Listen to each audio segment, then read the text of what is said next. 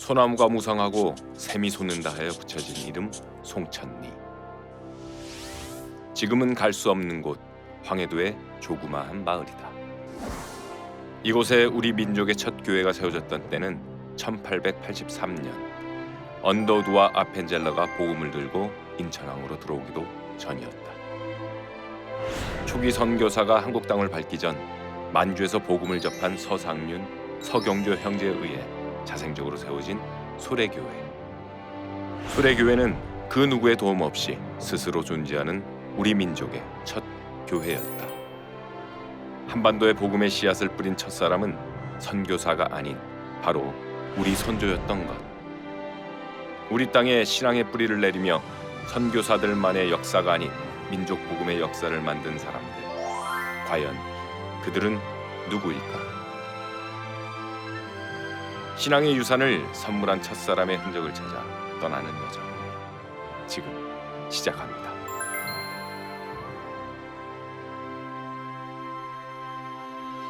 한국 순례기 첫 번째 여정은 우리나라 서남부에 위치한 호남 지방 최대의 도시 광주 광역시입니다. 광주엔 기독교가 처음 들어온 곳이자 복음의 성지로 통하는 동네가 있는데요. 바로 광주의 예루살렘이라 불리는 양림동입니다.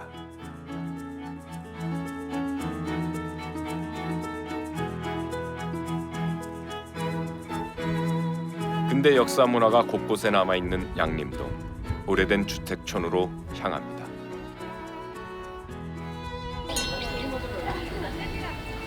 골동품과 예술작품이 어우러진 양림동 골목은 늘 관광객들로 북적입니다.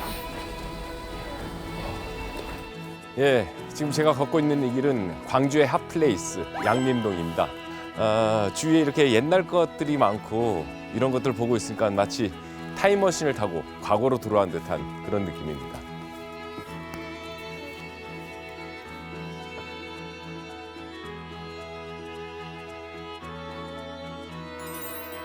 시간이 멈춘 듯 향수를 불러일으키는 옛 물건들로 골목 구석구석을 채우고 있네요.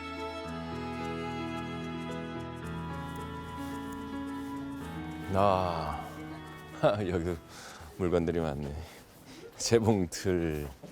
오, 야, 이거 지게. 보침도 있네요. 예전에는 이런 물건들이 가정의 필수품이었고 꼭 있어야만 되는 그런 물건들이었는데 근대화가 시작되면서 하나둘씩 차츰차츰 사라지게 되죠. 그런데 이런 물건의 변화뿐만이 아니라 이곳 양림동에는 학교, 교회, 병원 이런 것들이 생겨나면서 광주의 근대화가 시작되는데요. 1900년대 광주 최초 현대식 의료를 시작한 병원 제중원을 비롯해 학교와 교회가 들어서며 광주 근대화가 시작된 건데요. 이러한 근대화 바람을 몰고 온 이들이 바로 선교사들입니다. 100여 년 전 복음을 들고 광주를 찾아온 선교사들. 그들은 양림동의 터를 잡고 사역을 시작합니다. 그래서 양림동 곳곳에 선교사들의 흔적을 발견할 수 있는데요. 그곳 하나가 선교사 사택입니다. 특히 이곳은 광주에서 가장 오래된 서양식 주택으로 손꼽히는 곳이죠. 여기가 그 윌슨 선교사의 사택이라고 합니다. 윌슨이라는 그 발음 때문에 우리나라 이름으로 바꾸던 우윌선이라는 이름으로 바꾸셔가지고 우윌선 선교사 사택으로 이렇게 돼 있는데요. 이 주위에 이 양림동 이 동네가 여기 주위가 예전에 그 선교사님들이 살던 그러한 동네라고 합니다. 당시 양림동은 어린아이가 죽으면 묻던 풍장터가 있던 곳이라 땅값이 비교적 저렴했습니다. 그래서 선교사들은 이곳에 터를 잡고 복음을 전한 것이죠. 이렇게 양림동은 선교사들로 인해 광주 기독교 발상지, 광주의 예루살렘이 된 것입니다.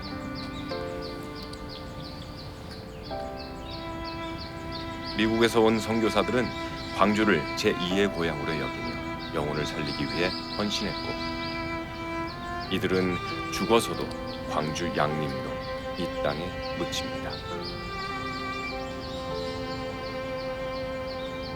이곳 양림동 선교사무역에는 이역만리 땅에서 목숨 다해 복음을 전했던 26명의 선교사와 그 가족들이 잠들어 있습니다.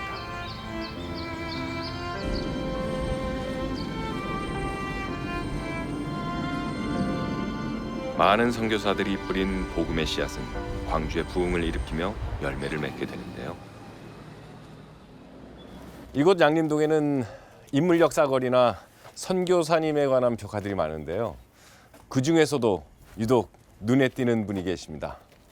바로 이분이십니다. 그는 바로 선교사들의 전도로 광주에서 처음 예수를 믿게 된 첫 열매, 광주 제1호 기독교인 최홍종 목사입니다.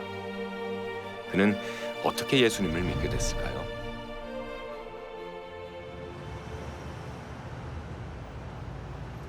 이곳은 호남 최대 규모 재래시장인 양동시장입니다.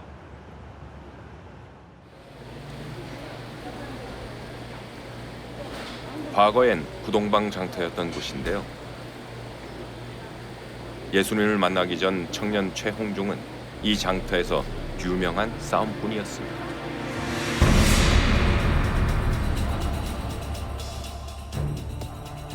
어린 시절 부모를 잃고 방황하다 주먹의 세계로 들어가게 된 최홍종.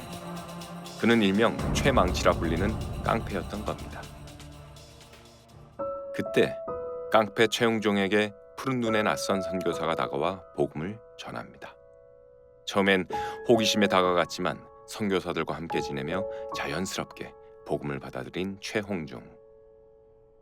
그 후 그는 깡패 생활을 접고 선교사들을 돕기 시작합니다.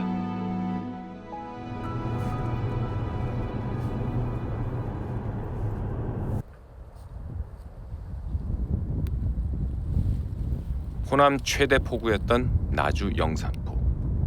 영산강 물길 따라 크고 작은 배들이 드나들고 사람과 물자가 모여들었던 곳인데요. 이곳에서 최홍종의 삶을 180도 바꿔놓았던 한 사람을 만나게 됩니다.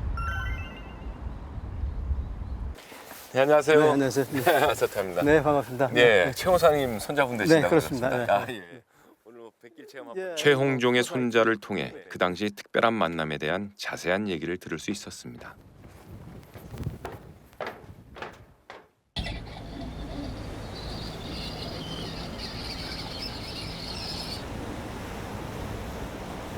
아니 그최 목사님이 어떤 분을 만나셔가지고 그 삶이 그냥 획기적으로 막 바뀌었다고 그렇게 얘기를 들었는데요.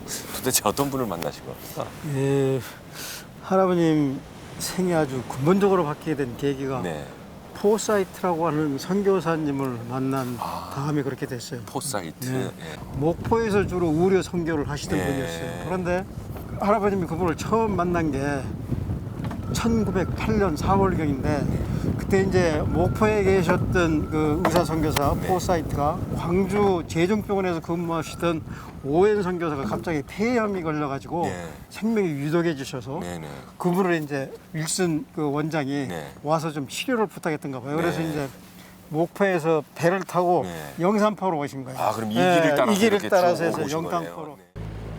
광주 최초 선교사였던 오웬 선교사가 위독하다는 전보를 받고 영산포로 들어온 의료 선교사 포사이드.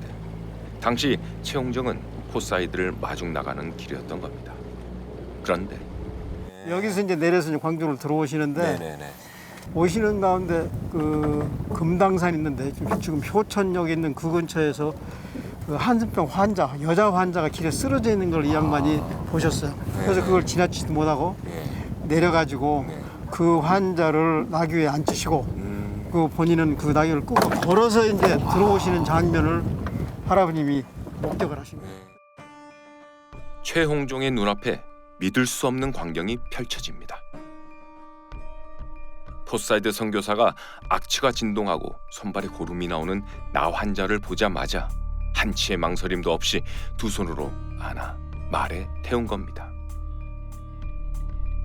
게다가 하필 그때 나 환자가 들고 있던 지팡이가 떨어집니다. 포사이드는 최홍종에게 지팡이를 주워달라고 부탁하지만 그는 끝내 피고로 묻은 지팡이를 줍지 못합니다. 그리고 그는 생각합니다. 서양 선교사는 문둥병자를 끌어안기도 하는데 나는 왜 같은 조선인이면서 지팡이도 잡지 못했는가? 그 당시에 그 낙에 타고 있던 그 한센병 환자가 떨어뜨린 그 지팡이, 네. 누구도 그 지팡이를 잡기를 좀 주저했을 텐데 최 목사님도 그러하시다가 네, 그러한 그 지팡이 때문에 또 삶이 또 180도 바뀌는 계기가 또 됐네요. 그런 것 같아요. 그 존경심이 또 그 사람의 그 실천적인 행동이 네. 할아버지 삶을 바꿔놓은 것 같아요. 그분을 이 영산포 포구를 통해서 만나신 거죠.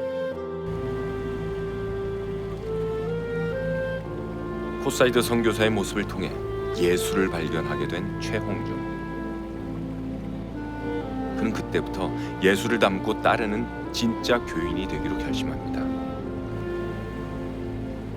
단순히 머리로 예수님을 아는 것을 넘어 마음으로 예수님을 받아들인 계기가 된 거죠.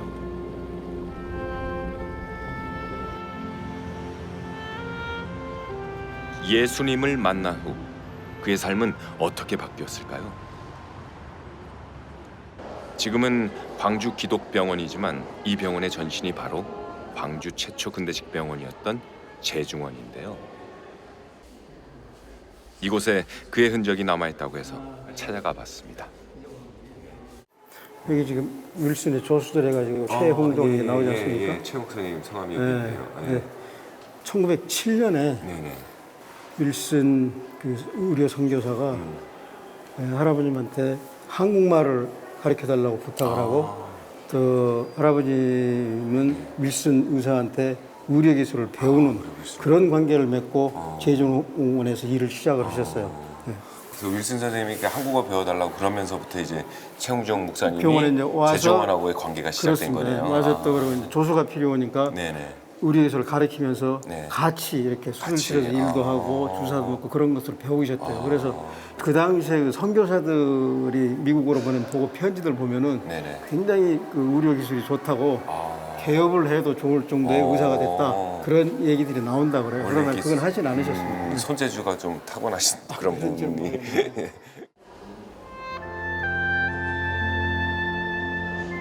선교사를 통해 의료 기술을 배워 제중원에서 의료 봉사를 하던 최홍중.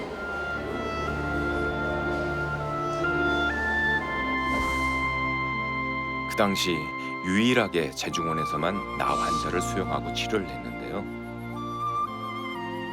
포사이드를 통해 진짜 예수를 만난 최홍종은 이곳에서 의사들과 함께 나 환자를 돕습니다. 나 환자들 치료를 이 광주 제중원에서 한다고 네. 소문이 나니까 네.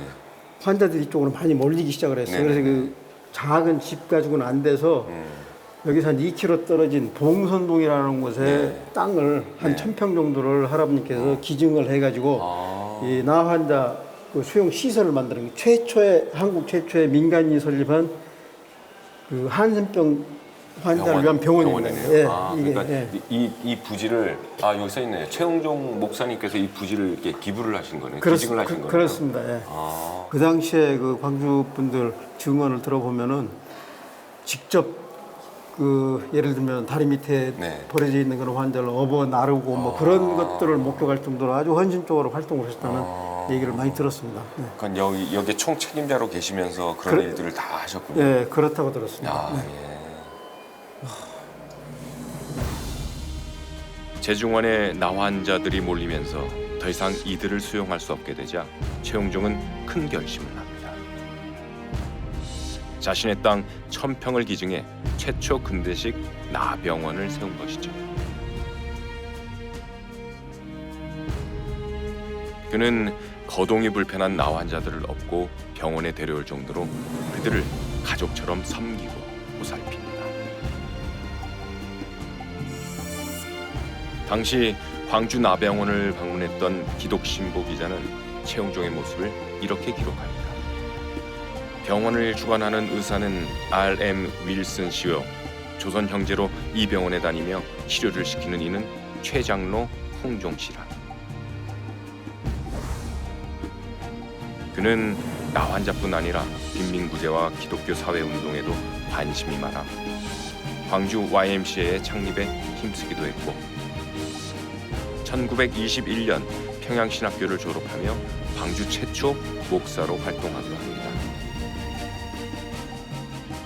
그런데 주의 종으로서 사명을 감당하며 어려운 이웃을 섬기던 그에게 뜻밖의 일이 일어납니다.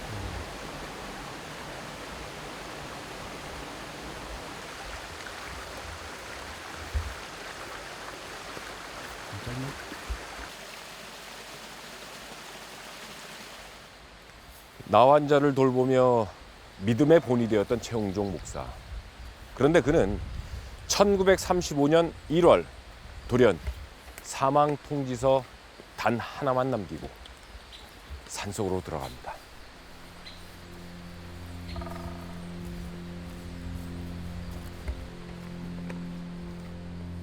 갑자기 주변 지인들에게 사망 통지서를 보냈다는 겁니다. 그 내용은 이렇습니다. 1935년 3월 17일 이후 나 오방 최홍종은 죽은 사람임을 알리는 바입니다.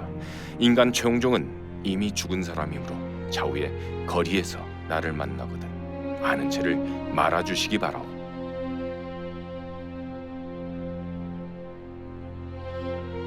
그는 사망 통지서를 보낸 후 무등산으로 들어가 자취를 감춥니다.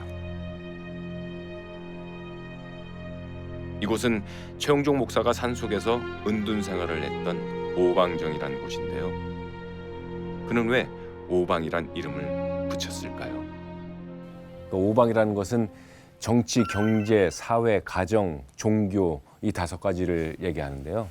오방으로부터 해방이 되어서 온전하게 하나님과 나와의 관계 속에 살겠다라는 그런 의미가 담겨 있는 것입니다. 최홍종 목사는 이 오방이라는 호를 쓰면서부터 철저하게 세상과 단절된 삶을 살게 됩니다. 1930년대 후반 신사참배를 강요받으며 모진 고난을 당하던 시대 최홍종 목사는 신앙을 지키고 하나님과의 관계를 회복하기 위해 산속 은둔 생활을 결심했던 겁니다. 그래서 그는 세상과 단절하며 이 산속에서 철저히 절제된 삶을 삽니다.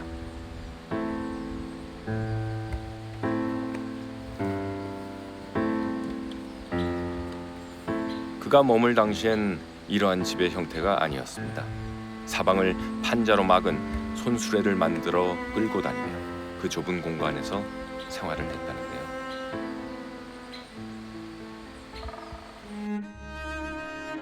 세상의 모든 것을 버리고 오직 하나님으로 만족하며 살았던 최홍종 목사. 그는 산속에서 생활을 하면서도 틈만 나면 복음을 전하고 어려운 사람들을 그냥 지나치지 않았는데요.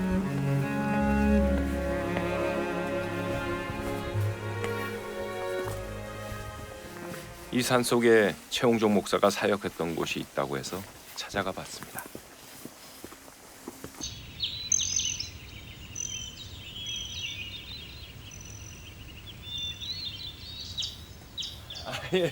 반갑습니다. 안녕하세요. 오시느라고 고생하셨습니다.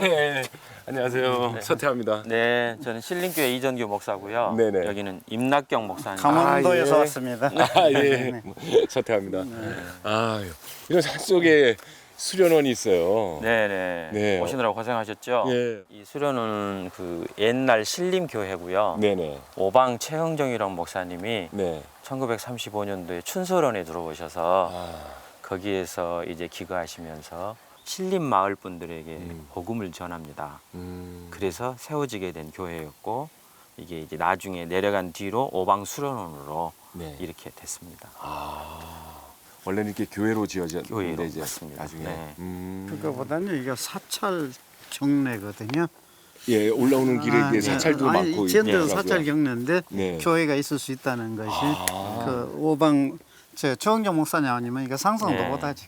이 부지도 지금 사찰 부지예요? 사찰 부지였는데 이제 교회에서 매입을 했죠. 여기만 나중에. 빠진 거죠. 네. 여기만 빠진 거예요. 네.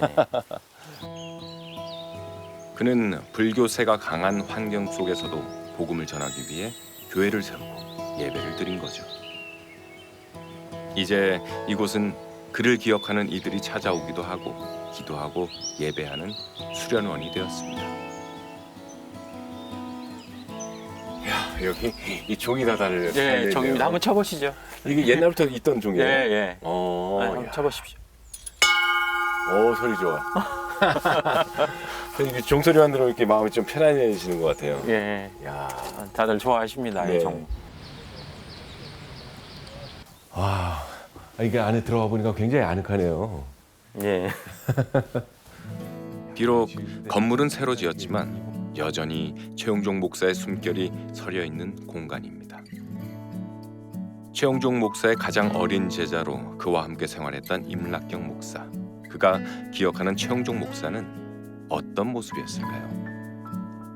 이제 높이나 그 당시에 80이 넘으셔서 못 올라다니셨어요. 그러시죠. 그리고 강대상 이런 거 없었어요. 네네. 딱 이렇게 앉으셔갖고. 설교하시면 딱 이렇게 하세요. 그러니까 여기서 걸어 이쪽으로 나오셔서 말씀하시고 저기 가시면 이제 생활하시고. 그러니까 이건 어떻게 이런 어떻게 계시가 있었는지 딱 이거 단 높이나 이거나 규격 이건 똑같아 복음교회를 연상하게 만들어.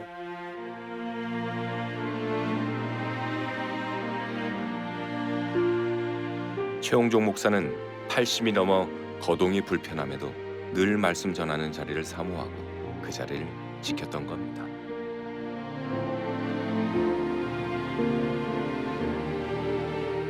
최영종 목사의 마지막 모습은 어떠했는지 얘기를 더 들어보기로 했습니다. 그럼 그 이 목사님께서는 그 최 목사님하고 언제부터 이렇게 생활을 하시게 된 겁니까? 그 화폐계획 때든에 화폐계획 되고 며칠 후에 무등산에 올라왔어요. 그러니까 62년도 62년도 6월로 보면 되죠. 그때부터 그럼 그 당시에 그 최 목사님께서는 연세가 어떻게 되셨어요? 82세로 봐요. 지금 아, 굉장히 연로하지. 그 지금 82세 별거 아닌데 그 당시에는 아유, 그럼요. 100살 넘은 네네네. 노인이나 마찬가지죠. 아, 이제 지팽이 짚고 걸으시고 네. 이제 뭐 산에는 못 올라가시고 예. 자네는 뭐 어디 가실 때마다 지팽이 대신에 이제 내 어깨에다 손 얹고 다니시고 그 키가 크시니까 딱 맞아. 항상 나 어디 가자고 하면 내 어깨에다 손을 얹고 다니세요. 그 최 목사님하고 같이 생활을 하고 그러실 때 가장 기억에 남는 뭐 일이나 어떤 말이나 이런 게 혹시 있습니까? 이제 결핵 환자들하고 사시는데 이제 한 그래도 막 50명 살고 30명 살고 막 20명 살고 이렇게 몇 군데 만들어 놨어요. 저기 무등산이다 여기저기 그 옛날에 6.25 때 절 타버리고 비어 있는 자리다가 네. 이렇게 저 돌로 저기 돌하고 흙하고 싸가지고 집을 짓고 해가지고 그 이제 그렇게 생활하실 때 이렇게 결핵 환자들을 이제 창립을 하셨고 같이 살았는데 자연스럽게 최 목사님이 계신 곳에서는 한 30명 정도 같이 살았어요. 6.25 이후 결핵 환자가 급격하게 늘어납니다. 당시 결핵은 전염성이 있어 이들을 받아주는 곳이 없었죠. 하지만 최영종 목사는 무등산 자락에 이들이 머물 숙소를 만들어 마지막까지 결핵 환자들과 함께합니다. 그분은 결핵 환자뿐만 아니라 네. 불황아들, 또 가난한 사람들 이런 분들 다 챙기셨어요. 네. 낮은 곳에 있는 사람들을 다 챙기셨고 그분이 이제 평신도에게 고함해서 네. 평신도에게 쓴 글을 보면 한국 교회에 나아가야 할 방향이나 이런 것들은 평신도들이 깨어나야 한다. 교계 지도자들에게도 말씀하셨지만 특별히 그분이 쓰신 것 중에서 이제 예수 정신으로 네. 돌아가는 것들을 네. 중요하게 생각하셨던 네. 것 같아요. 그럼 최 목사님이 연세가 몇 세 때 타계를 하신 건가요? 그리고 이제 86세인가요? 86세가 네, 됐죠. 86. 그러니까 이제 그분이 이제 배탈이 딱 나니까 아 이 병은 내가 못 고치고 가실 걸 아셨어. 네. 이제 의학 공부를 하셨기 때문에 네. 그때 계속 뭘 드셨으면은 며칠 못 살고 가셨을 거야. 네. 근데 그때부터 굶기 시작했거든. 단식하셨죠? 최 목사님이 돌아가셨을 때 예, 예. 이 광주에서 최초로 사회장으로 사회장으로 했습니다. 네. 장례를 치렀다는 얘기를 들었습니다. 네네. 어떻게 해서 그렇게 사회장을 치르게 됐을까요? 그러니까 광주시의 모든 사람들이 네. 다 인정하고 존경하는 분이었죠. 음. 그리고 특히나 이제 나 환자들, 결핵 환자들, 불황아들 이런 분들이 다 그거 나와가지고 아버지 우리는 어떻게 하고 먼저 가십니까? 라고 이렇게 많은 사람들이 애도했죠. 1966년 5월 18일 사회장으로 치러졌던 최영종 목사의 장례식에는 수백 명의 나 환자, 결핵 환자, 거린들이 그의 운구를 뒤따르며 통곡합니다. 사회에서 소외되고 버림받았던 이들을 예수의 사랑으로 섬기며 평생 이들과 함께 살았던 최홍종 목사. 그의 낮은 자들을 향한 섬김과 사랑이 지금 이 시대를 살아가는 우리를 통해 계속해서 이어지길 소망해 봅니다. 광주의 첫 교인이자 소외된 이웃들의 아버지였던 최흥종 목사. 그가 살아생전 늘 외쳤던 말이 있습니다. 바로 3애입니다. 3애란 하나님의 사랑, 이웃의 사랑, 나라 사랑, 이 세 가지를 말하는데요. 지독하리만큼 인간으로서의 욕망을 버리고 사회로부터 버림받은 이들을 위해 살았던 최흥종. 그의 이러한 모습이 바로 작은 예수의 모습이 아닐까요?